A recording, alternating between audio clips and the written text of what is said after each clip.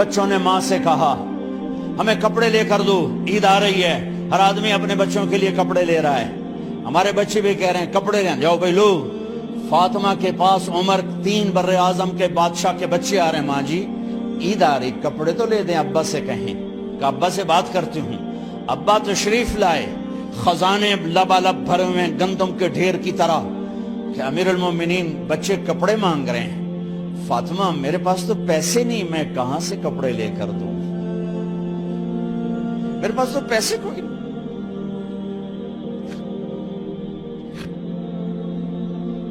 حضرت فاطمہ نے کہا پھر بچوں کا کیا کروں؟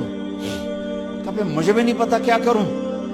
اس کے پہلے 3 حکمرانوں نے لوٹ مار کے بازار گرم کیے، ظلم و ستم کے پہاڑ توڑے، اور آج اسی خزانے پہ ایک شخص بیٹھا ہے جو اللہ کو راضی کرنے کے جھنڈے گاڑ رہا ہے۔ تو فاطمہ نے کہا آپ ایسا کریں، اگلے مہینے کی تنخواہ ایڈوانس لے لیں، اس سے میں اپنے بچوں کو کپڑے لے دیتی ہوں، اور گھر کا خرچہ میں مزدوری کر کے گھر کی روٹی چلا لوں گی۔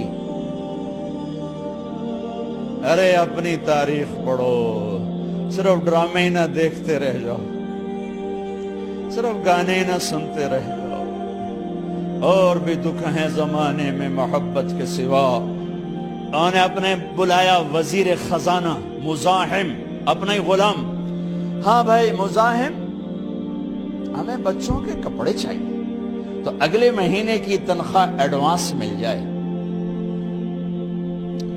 وہ کہنے لگے امیر المومنین آپ مجھے لکھ کر دے دیں کہ آپ 1 مہینہ زندہ رہیں گے، میں آپ کو تنخواہ دے دیتا ہوں۔ عمر بن عبدالعزیز سر جھکایا، اٹھے، گھر گئے، فاطمہ میرے بچوں سے کہہ دو کہ تمہارا باپ کپڑے لے کے نہیں دے سکتا۔ اپنی تاریخ تو دیکھو،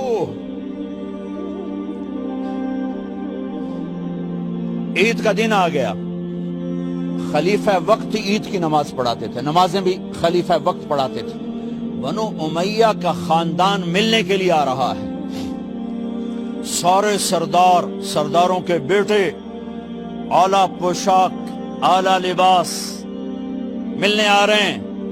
تھوڑے دیر بعد دیکھا تو بچے بھی ملنے آ رہے ہیں، امیر المومنین کی حیثیت سے بچے باپ کو ملنے آ رہے ہیں، اور ان کے جسموں پر پرانا لباس ہے۔ حضرت عمر انہیں دیکھ کر ادھر اپنے سرداروں کے بچے دیکھے تو زرق برق پوشاکیں، اپنے بچوں کو دیکھا۔ ارے اس باپ سے پوچھو جو سب کچھ کر سکتا ہو اور پھر مٹھی بند کر لے کہ نہیں میں نے حرام کی طرف نہیں جانا۔ بچوں کو دیکھا تو آنکھیں ڈب ڈبا گئیں، آنکھوں میں آنسو آ گئے۔ فرمایا میرے بچوں آج تمہیں اپنے باپ سے گلہ تو ہوگا کہ آج ہمارے باپ نے کپڑے ہی نہ لے کے دیے۔ ان کے ایک بیٹے ہیں عبد الملک، ان سے بھی 4 ہاتھ آگے تھے، ان سے پہلے ہی فوت ہو گئے تھے۔ کہنے لگے ابا جان آپ کو مبارک، آج ہمارا سر بلند ہے، ہم شرمندہ نہیں ہیں، آپ کو مبارک ہو، آپ نے قومی خزانے میں بددیانتی نہیں کی ہے، ہم شرمندہ نہیں ہیں، انسانوں کو کپڑوں پہ نہیں تولا جاتا۔ آج کا میرا دیس کا مالدار اتنا فقیر ہو گیا ہے، اتنا چھوٹا ہو گیا ہے کہ وہ اپنا تعارف کروانے کے لیے 50 لاکھ کی گھڑی لیتا ہے، 6 لاکھ کا جوتا لیتا ہے۔ آج کی بیگم اتنی چھوٹی ہو گئی ہے کہ اپنے قد کو بڑا کرنے کے لیے وہ 10 لاکھ کا ہینڈ بیگ لیتی ہے کہ دیکھو میرا بیگ 10 لاکھ کا ہے۔ ارے میری بہن تو 10 ٹکے کی بھی نہیں رہی اگر تو نے بیگ سے اپنے آپ کو بڑا بنایا۔ او میرے دوست تو 2 ٹکے کا نہیں ہے اگر تو 10 لاکھ کے جوتے اور 50 لاکھ کی گھڑی سے اگر تو بڑا بننا چاہتا ہے۔ ارے اس دھوکے سے نکلو۔ برینڈڈ کہاں جا رہے ہو؟ جب تم اپنی ذات میں بے قیمت ہو تو رب ذوالجلال کی قسم تمہاری گھڑیاں، تمہارے بیگ، تمہاری گاڑیاں، تمہارے بنگلے تمہاری عزت کو بڑھا نہیں سکتے۔ ابا جان، آج ہم خوشی سے بلند ہیں کہ ہمارے باپ نے بددیانتی نہیں کی، گھر میں تشریف لائے، کہنے کہ فاطمہ کچھ پیسے ہیں، میرا انگور کھانے کو جی چاہ۔ بس فاطمہ رونے لگی، فرمایا امیر المومنین خزانہ تو بھرا پڑا ہے، 1 درم کا بھی تیرا حق نہیں ہے کہ تو 1 درم لے کے انگور خرید لے۔ تو تھوڑا پٹھے، فاطمہ میں جہنم نہیں برداشت کر سکتا۔ وہ میرے بھائیو جو دن رات سود میں پھنس چکے ہو، جو دن رات جوے شراب میں پھنس چکے ہو، کیسے اللہ کے سامنے سرخرو ہو کر کھڑے ہو گئے؟ ایک رات گھر میں تشریف لائے، بچیاں، بیٹیاں، منہ پہ ہاتھ، کپڑا رکھا، دوپٹہ رکھا منہ پہ، اور بات کریں۔ آپ نے پوچھا ارے کیا ہوا تمہیں، یہ منہ پہ کپڑا کیوں رکھتی ہو؟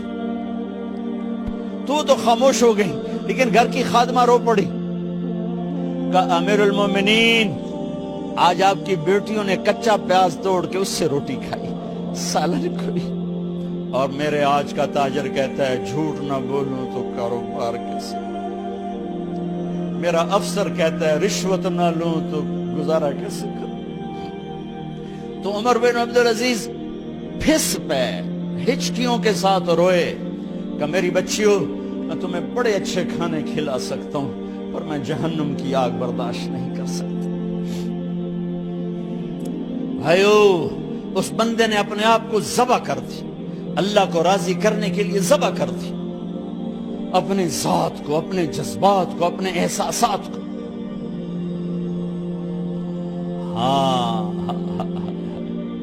اب اللہ نے صلہ کیا دیا، جب انتقال ہونے لگا تو بلایا رجا کو، جو میں بات پہلے چھوڑ کے ادھر ان کی تھوڑی سیرت بتائی کہ رجا اب میں مرنے لگا ہوں، عبد الملک کالا ہو گیا تھا، ولید کالا ہو گیا تھا، سلیمان کالا ہو گیا تھا۔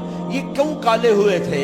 یہ بے نمازی نہیں تھے، بدکاری نہیں کرتے تھے، کسی کی طرف ان کی میلی آنکھ نہیں اٹھی کبھی، یہ ظالم تھے، ظالم، انسانوں کا خون پیا، مال میں خیانت کی، اس پر اللہ نے چہرے پھیر دیے۔ آج عمر بن عبدالعزیز جا رہا ہے، کہ دیکھو میں جا رہا ہوں، مجھے دیکھو میرے ساتھ کیا ہوتا ہے۔ ان کا انتقال ہوا، ان کی میت قبر کے کنارے رکھی گئی، اور اب نیچے اتارنا ہے۔ سلیمان کی میت کو اتارنے لگے تو ہلنے لگا، اور عذاب قبر پہلے شروع ہو گیا۔ عمر کی میت کو جب قبر کے قریب کیا گیا، ایسے ہوا کا جھونکا آیا، ایک پرچہ ایسے لہراتا ہوا، یوں آیا، یوں آیا، یوں آیا، اور عمر کے سینے پر گر گیا۔ لوگ کٹھے ہو گئے، پرچے کو کھول کے دیکھا گیا تو اس پہ لکھا تھا بسم اللہ الرحمن الرحیم، براءۃ من اللہ لعمر بن عبد العزیز من النار۔ یہ پروانہ ہے اللہ کی طرف سے اس کے بندے عمر کے لیے کہ اسے جہنم سے نجات کی خوشخبری سنا دی جائے۔ آہا، مرنا ہو تو یوں مرو، اللہ ایسی موت دے دے۔ کہتے ہیں پھر میں نے ان کو قبر میں اتارا، جب قبر میں اتارا تو کیا دیکھا؟ میں نے کفن کی گرہ کھولی تو چہرہ قبلے کی طرف، اور یوں لگا جیسے 14ویں رات کا چاند قبر میں اتر آیا ہو۔ اور آخری بات کرتا ہوں، میرے بھائیوں بہنوں، اپنے